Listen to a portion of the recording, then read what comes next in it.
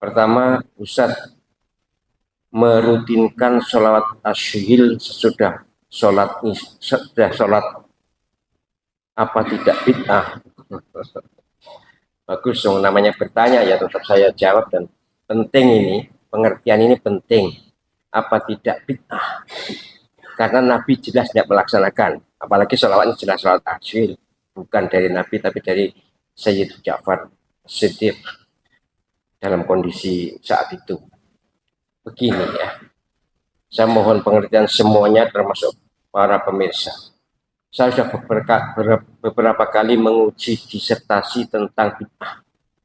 Disertasi itu karya ilmiah tertinggi, doktor, tentang bid'ah.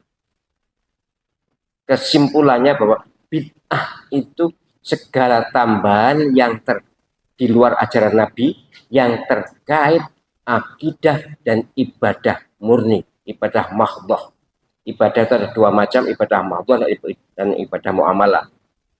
Ibadah kemasyarakatan. Bukan, tidak termasuk itu. Jadi kalau sholat asyhil misalnya dibaca dalam sholat, jelas bid'ah. Asyhadu an la ilaha illallah, asyhadu anna Muhammadar Rasulullah.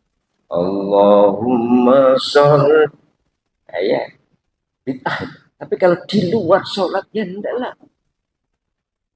Perintah sholawat ada dalam Al-Quran.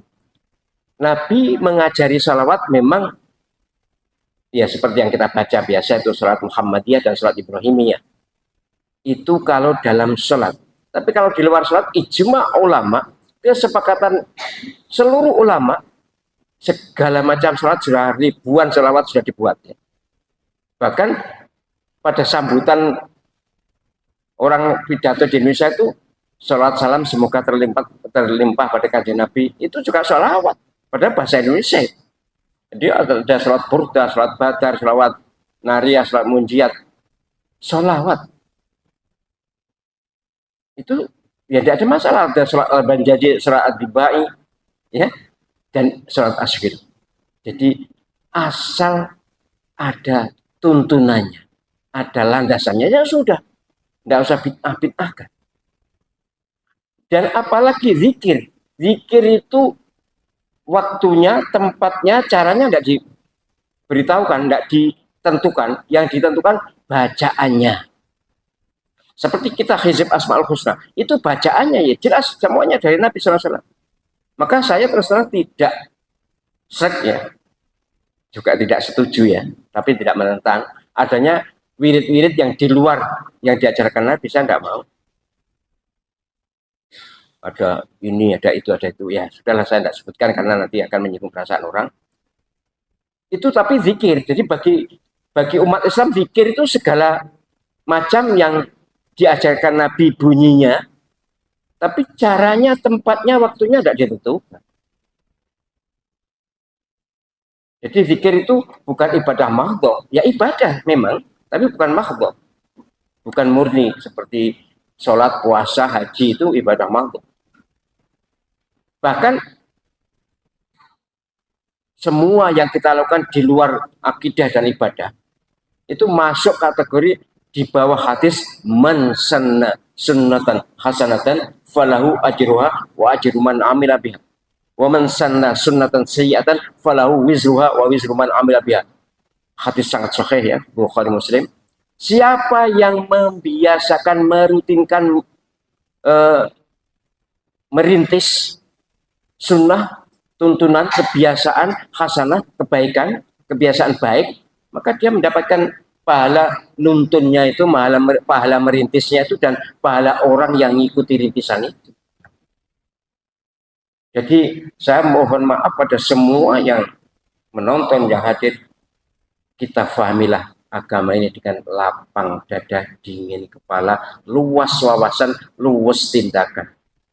Kalau panjenengan semuanya ini pernah bergaul ke umat Islam di banyak tempat, apalagi di Afrika, waduh, macamnya banyak sekali.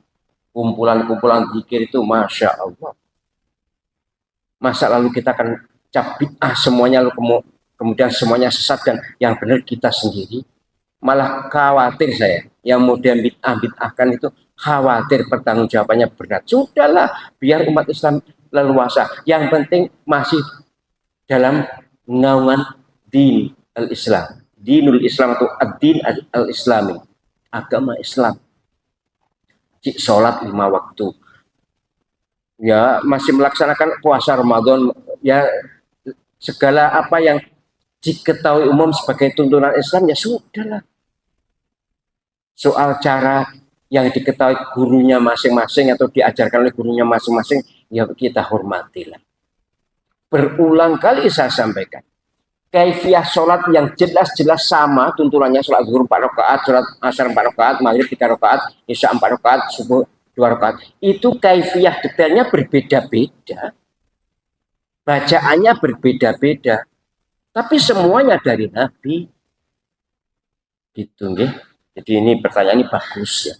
Tapi kayaknya ya agak curiga dikit, ya enggak apa-apa, ya enggak apa-apa. Lebih baik ditanyakan daripada di endem gerundel malah kemudian setelah sholat langsung keluar. Iya, pernah kan saya sampaikan di sini. Di sini ada jamaah yang sangat pinter ya. Kemudian setelah assalamualaikum langsung pergi. Ditanya oleh jamaah lain, kenapa? Itu bid'ah, zikir bersama itu bid'ah. Lebih bid'ah Anda yang keluar langsung itu. Iya, tuh tidak ada tuntunannya sama sekali. Nabi SAW tidak pernah sama sekali langsung kelincing itu.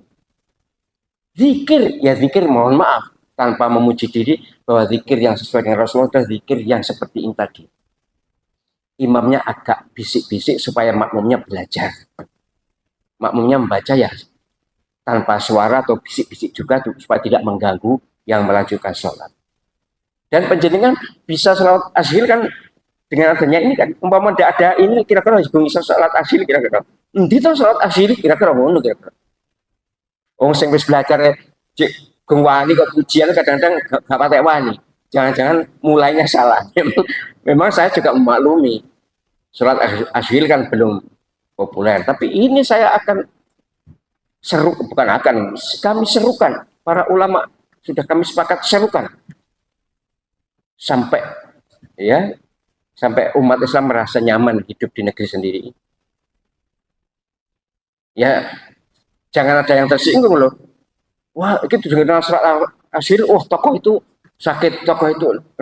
Kita tidak mendoakan seseorang, mendoakan orang-orang zalim. Itu pun diserahkan pada Allah kan. Asyhilil zalimin bidzalimin. Sibukkan mereka yang sesama zalim itu kepada Allah SWT wasilah sholawat. Dan kata wasilah itu juga ada ayatnya, jangan dikira tidak ada ayatnya. Ya ayyuhalladzina amanu taqullaha wabtaghu ilaihil wasilah. Wajahidu fi sabilillah la'allakum tuflihun, itu surah Al-Maidah ayat 35. Baik gitu nggih. Jadi penjenengan enggak mungkin saya menuntun penjenengan, memberi contoh penjenengan, mengajari penjenengan sesuatu yang bid'ah itu naudzubillah, tsumma naudzubillah dan naudzubillah. Saya tahu kalau bid'ah itu sesat.